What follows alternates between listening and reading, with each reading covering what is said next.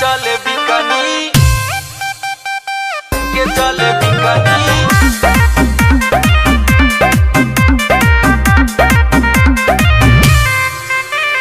गोरी बारी गोर कमर चिकनी हो, जब पहन के चले बिकनी। गोरी बारी गोर कमर चिकनी हो, जब पहन के चले बिकनी। पहन के चला बिकनी, पहन के चला बिकनी। बड़ी दिन बाद माल दिखली हो, जब पहन के चले बिकनी। गोरी बारी गोर कमर चिकनी हो, जब पहन के चले बिकनी।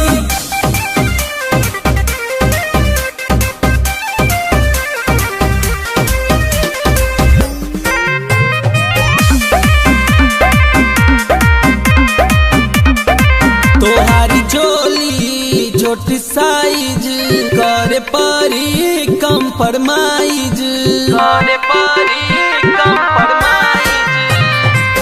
गोरी है जो बनवा देगा, दोनों है समनवा देगा।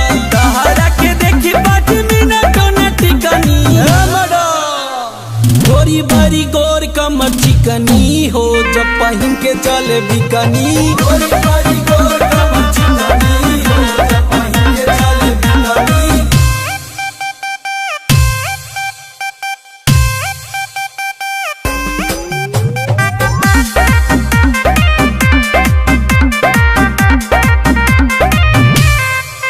साया ढीला होठ रसीला, देखी मन भइल गीला।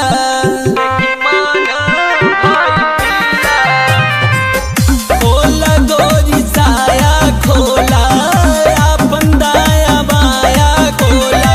मन करे आज तोहर कई दी बुकनी। गोरी भरी गोर कमर चिकनी हो, जब पहन के चले बिकनी। गोरी भरी गोर कमर चिकनी हो, जब पहन के चले बिकनी। जो पैदा के Thank you so much guys for watching my video अगर पसंद आई हो तो as you know like share subscribe जरूर करना। एंड यस, यूपी बिहार वाली जो ऑडियंस है ना, मुझे उनसे बहुत ज्यादा उम्मीद है कि आप लोग थोड़ा वीडियो में और एकदम जान डाल देना, पुश कर देना, सबके साथ शेयर कर देना और गाना वायरल हो जाना चाहिए दोस्तों। ठीक है, पहन के चली ठीक है, फटाफट से सबको शेयर कर दो, फैला